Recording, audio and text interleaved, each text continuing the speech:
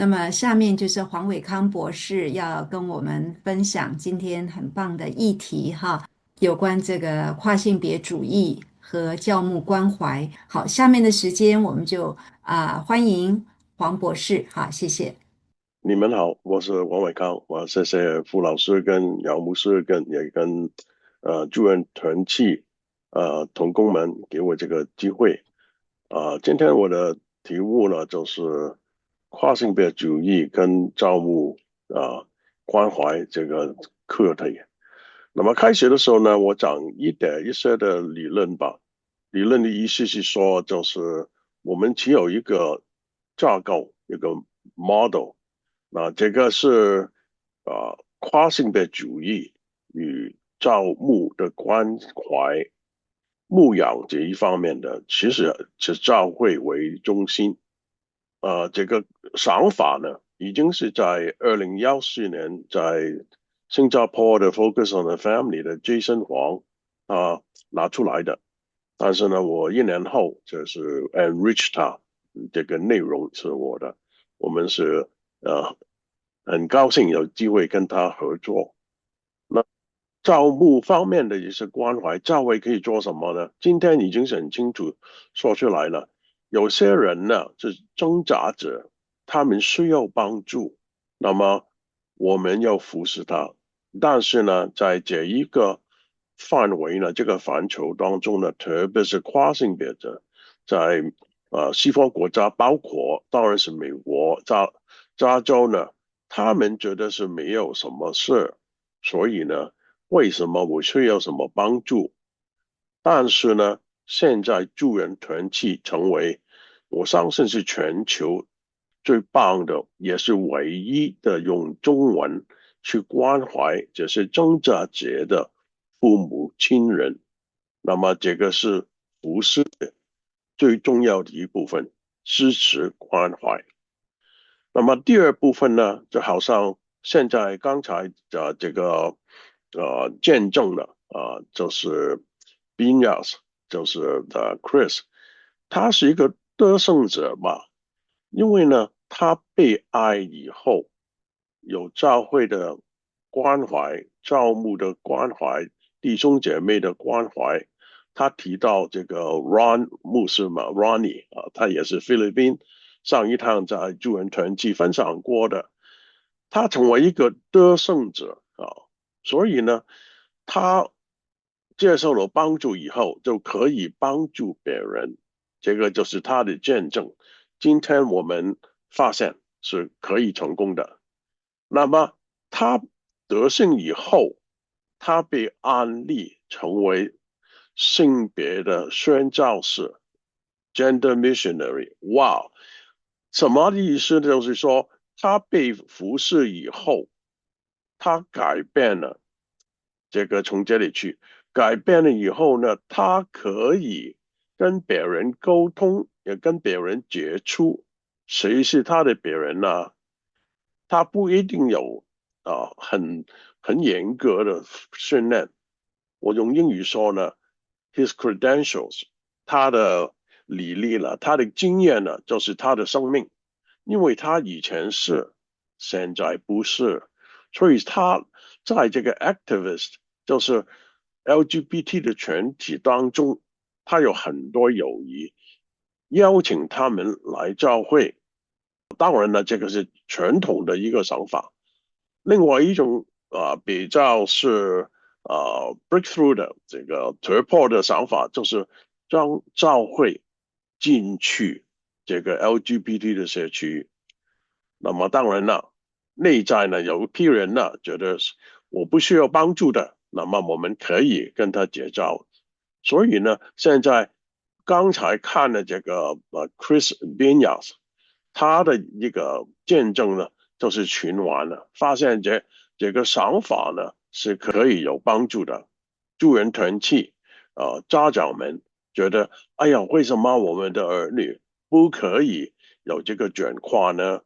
那么我盼望，我也呼吁一下，我们的教会又开始更健康、更进入去帮助跟他们接触。但是呢，属灵上的东西呢，有时候上帝有他的主权的，所以呢，就是我们要备用。那么这里呢，就是教会当中呢有很多的资源，那么我们用真理。那么 Chris 他以前是跨性别的，现在因为有真理的缘故，这个是意念。刚才一会我说 belief B，他有正确的信念，就是圣经的真理了。那么当然在教会当中呢，我们要保护婚姻，这个是牧养的一部分，从婚姻开始。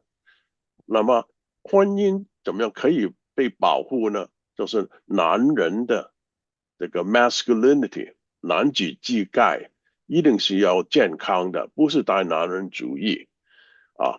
那么因为婚姻是健康的时候，儿女呢就有一个安乐窝在里面去生活，这是有效的育儿了。那么我们也要首先在教会去帮助父母，去帮助教性教育。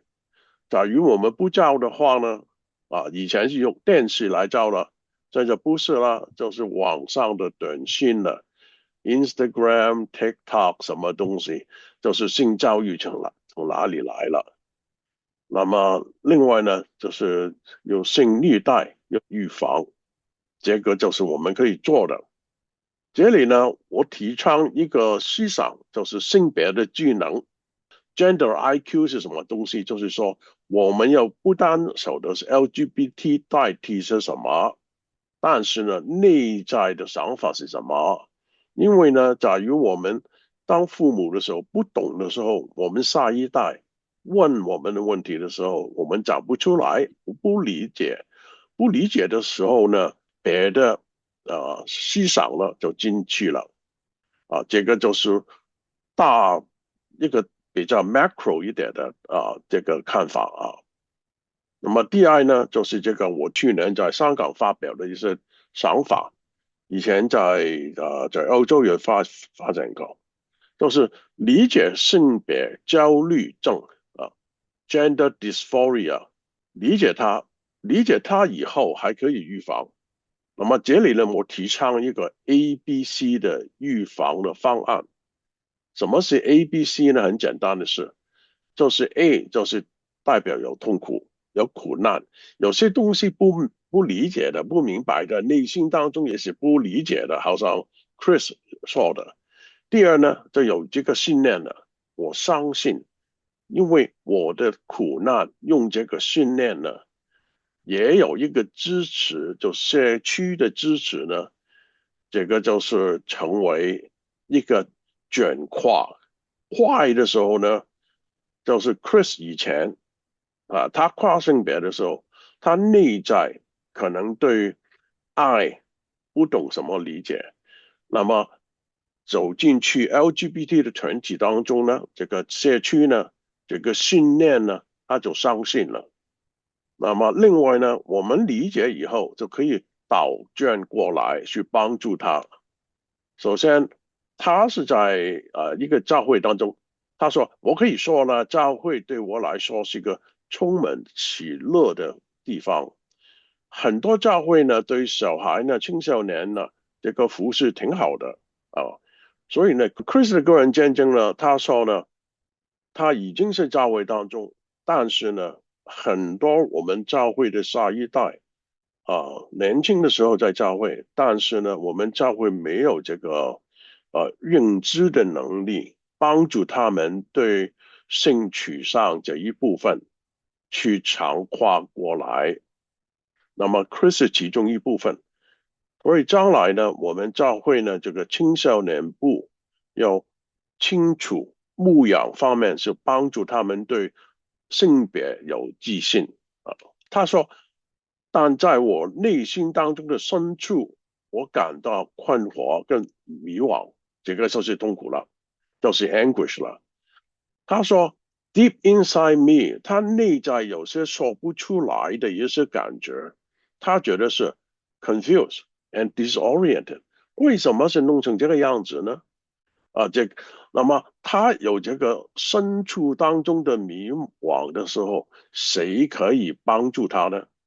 最好是团契的导师吗？最好是父母吗？父母没办法的时候，谁可以帮助他？所以这些苦难呢，这 anguish 呢，没有解决的时候呢，他也说呢，他有一种渴望，渴望是什么呢？通常来说呢，就是我有价值吗？Who am I？我的身份是什么？Identity 这些东西，在华人家长呢很少说这些东西的，就是要求我们念书念得好就说呢。他说，但我并不明白那是什么。He doesn't understand this。那谁可以帮助他？教会的导师、教会的牧师可以开始由青年团契啊、什么退休会啊，讲一讲什么是性取向 （sexual gender orientation） 这部分。所以他就是有一种无名的苦难、痛苦在内在。他觉得自己一无所有啊，I'm a nobody。这个翻译当中呢，他觉得是他没有自信，觉得我是谁，他觉得是不被重视。那么他在教会当中呢，开开心心的时候呢，神爱我们，神爱小孩，为什么他还是觉得他是一无所有？不晓得他是自己是谁呢？盼望将来的教会当中的牧养的方案呢，包括帮助小孩去面对、接受他自我，接受他的身体的发展。英语说是 self-image，他的外在跟内在可以协同吗？假如不是的话呢，又是一种痛苦了。他也说，以为哪能填补我心中的空虚与不完整？Because I thought they would complete and fill the emptiness in me。意思是说，他这个信念呢，在一个 LGBT 的信念当中，觉得他可以满足他内在的空虚。在高中的时期呢，他说我结识了一些来自 LGBT 群体的朋友啊，在学校当中，但是呢，在西方国家呢，你不一定认识他们。你在网上 Facebook、Instagram、TikTok、Snapchat Discord，哇，所有的东西呢，就是鼓吹 LGBT，就是这个所谓是进步派 （Progressive Thought）。其实这个是性文化。他掉进去这个社区的时候呢，觉得是了不起的，因为他有一个belongingness。那么开始呢，这个社区呢也给他一些训练呢。这些训练是什么？就是我开始跟一些情侣、各种恶习的朋友来往，就是社区的关系呢，就影响了他了。假如有一天教会的社区可以满足这一批心灵空虚的找不到的人生目标的青少年，那现在我比较严格说一说假如16岁以前、12岁以前，我们可以帮助这批孩子发展青春期以前，已经是肯定他的信念：我是男孩，我是女孩，我是对异性有吸引，这种信念呢就好了。16岁以后16 years and later，在于他还在教会当中，还没有上大学的时候呢，他的信念跟他的身体的状况可以协调的时候呢，就是同性跨性别了，就不是太大的一种影响了。当然大部分的移民的父母呢，不管这些东西的，只是管他写了功课还没有，他的分数怎么样how is he studying？所以呢，现在很大的讽刺可是孩子已经是拿到什么 PhD、MD，他回来的时候他要变性了，为什么弄成这个样子呢？从头一趟的时候呢，我盼望父母在教会的牧养当中，帮助他们发展这个信念，就是接受孩子的帮助自己的身体 self image，也是 self esteem，也是觉得他自己的身份可以发展。那么，因为他的训练呢，最后导致了家庭关系的破裂。这个就是 LGBT 的文化，也是 LGBT 的一种主义，就是说你父母呢是不理解你的，他们是太古老了，看圣经呢就不是对人有帮助的，所以呢就跟父母呢成为一个对立，增加他们的 anguish。他们的苦难挣扎的时候呢，他更进去这个社区了，所以他们离家出走可能他还住在家，但是他的思想呢，他的灵魂呢，已经去了 LGBT 所谓是 glitter family 了，彩虹的家人，在网上随时找到他们，他们成为你的孩子的 cheerleader。那么我说，为什么你父母没有夸你啊？扎你啊？没有啊，他说爸爸妈妈是很保守的啊。If they don't scold me，他不骂我已经是好了。这些观念我们要改啊，从哪里改啊？社区当中教会了，他觉得自己一无所有，就是 Anguish 来讲过一点了。我信欲不道德、充满情欲的关系当中，就是这个也是痛苦的东西啊。但是他来到这个团体当中，就是发展这些东西了。社区就是这样子了啊，关怀者助人者，你发现呢？这批 LGBT 外在来说可能是很高兴幸福的，但是内在呢就有个困难的。那么这个关系当中呢，你发现呢有朋友邀我参加，就是也是友谊上的关系。这个友谊上可以使他败坏，但是友谊健康的友谊呢，也是帮助他转过来。这里我有个挑战的，牧养方面可以在网上短信，这是social media 这个社交平台可以有些招募的一些训练吗？分享吗？邀请吗？那么它有一个名为再生regeneration 的基督徒的聚会，就是也是有人邀他，就社区有效了，开始捐回来了。那么也有新的呢，那么他被接纳以后，那最后教会的牧养，你首先要接纳他，但是他的行为呢还是跨性别，可能他来的时候他表现 expression 还是女生，那么你可以接受吗？这个社区呢是新的社区了，健康的社区了，它持续了将近1年的时间，这个社区就开始发生能力了。这个社区的发生能力是什么？就是圣经的训练，就是当我们还是当罪人的时候，耶稣基督的宝血已经为我们流了。那么最后来说，还是恩典，还是爱，去帮助他挽回。也是路加福音第15章，就是说迷失的羊就是失落的羊啊。一个女人失去了10个钱币，失了一枚，她当夜去寻找，那么最后路加福音第15章是浪子回头，就是社区这个训练的好处。但是呢，他的挣扎还是这样子嘛，他是已经成瘾了弟兄姐妹朋友，因为这个 LGBT 呢，他们的关系呢，对性关系很随便的，很随便的时候呢，就是可能成瘾、脱瘾的时候呢，都需要时间的。他说：“我营救过着与世界相同的生活。”以前就是这样子了，就是出名了、选美了这些东西啊。那么他最后在这个真理当中发现了，他不可能一边侍奉神，一边在另外的罪当中了。这里呢，他有个选择，就是他的训练跟他的社区了，他有选一。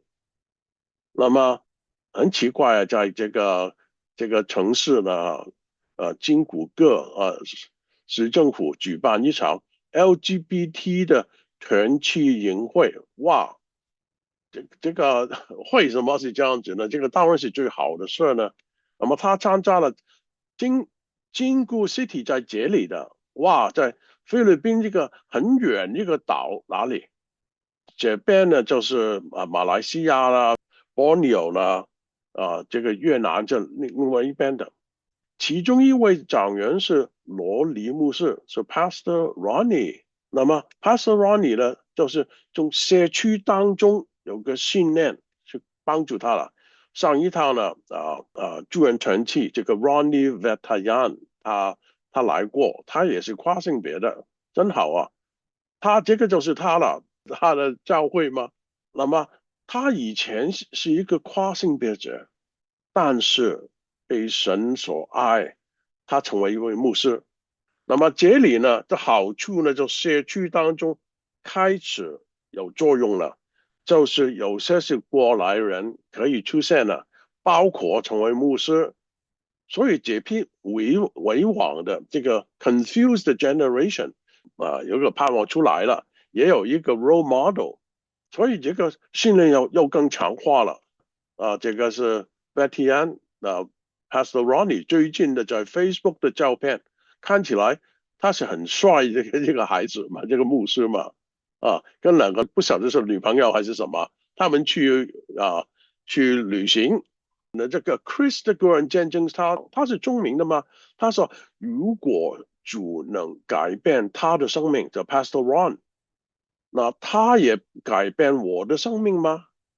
所以呢，这个是全体跟信念解决苦难的方法了，就是教会当中看见了教牧关怀的好处了。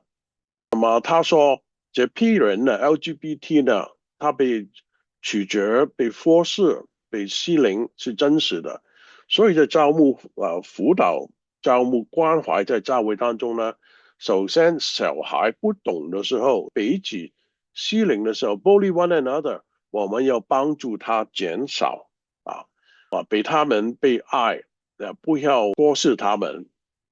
这个苦难的所在，招募关怀可以减少。那么另外呢，在教会当中呢，他鼓励我们不要定罪就是说呢，用恩典跟他们交往。这个改变呢，我会慢慢来的，不是最快的，但是你们需要展示耶稣基督的爱，这个就是爱的全体，有正确的训练，就是招募关怀了。那么这批 LGBT 的人士呢，就会留在教会了。开始的时候还是没有改变的，还有没有什么发生？但是这个社区呢，已经是代替了一个彩虹的社区了。这个比重了，这个 balance 已经来到正确健康这部分，的信念已经开始了。但是这个 Chris 他自己说了，但总有一个合适的时机，就是放下过去的习惯跟思维模式，这个很重要啊。首先就是思维的模式，就是思想，就是 belief 这部分要改一改。那么另外呢，这个习惯可以要改一改，训练下去。那么因为他改了的时候，以前是这个样子 ，before、after，他是一个很帅的弟兄嘛。那么这里呢，我就是说，教会当中呢，我们要有恩典，我们要有真理，两个一块的时候呢，就是好像一个磁铁，很多人就因为这个因素就来了。那么最后呢，他被安利成为菲律宾生命之河教会的宣教士。哇，很高兴我听了这个事，就是说呢，因为他的往事，他有生命的改变，他生命的改变已经成为别人的一些gospel 福音了，就是说以前我是，现在我不是，这个是很宝贵的一种经历，所以他是 qualify 成为招募关怀的一个人。那么这里我介绍一下。王永新牧师他是2018年为添加的。他在2005年在多伦多的时候呢，那时候我很巧就是 Exodus Global Alliance 的这个主席嘛，通常呢他们的主席是过来人但是我不是，那么我就是请我们华人当中比较出名的，他是有很大的一个影响力的牧师。王永信牧师呢是华人宣教之父，哪一天在多伦多我拍这个照，他说同性恋者是新未得之民，就是他开始说 gender missionary。那么刚才讲过这部分呢，我就不说太多了，重复了。基本上呢，就是这个服侍以后有见证、有沟通，也互相的一个联系的时候，跟结交就是成为这个宣教的一部分了。那么我们在牧养当中呢，怎么样去帮助呢？什么是防范呢？我们应该从儿童开始，这个照牧的牧养，儿童开始，少年跟青年，我们要注意呢，他们的世界观是怎么样？还是什么进步派呢？觉得是男女没关系的，不是，我们要给他圣经的世界观，一男一女，婚姻是怎么样？那么兼顾家庭，最后呢，也是父亲的一个稳定这个角色，所以呢，要有育儿了，就是 effective parenting 要有效，也包括性教育假如教会不教的话，爸爸妈妈不教的话，没有人会教的，就是通常是老师。另外呢，就是这些社交的平台了啊。那么性虐待的预防我们要讲的，最后就是性别的智能了 （gender IQ）。我停在这里了。我觉得黄博士很好哈，您就是用着今天这个 Chris 的见证，然后来跟我们讲到这个 ABC 的这个概念哈，非常的对清楚。我想，Thank 这 you。个是对教牧来讲哈，或者是对家庭的父母来讲，都是很有帮助的。好呀，我非常谢谢您给我们这一段的教导呀，谢谢。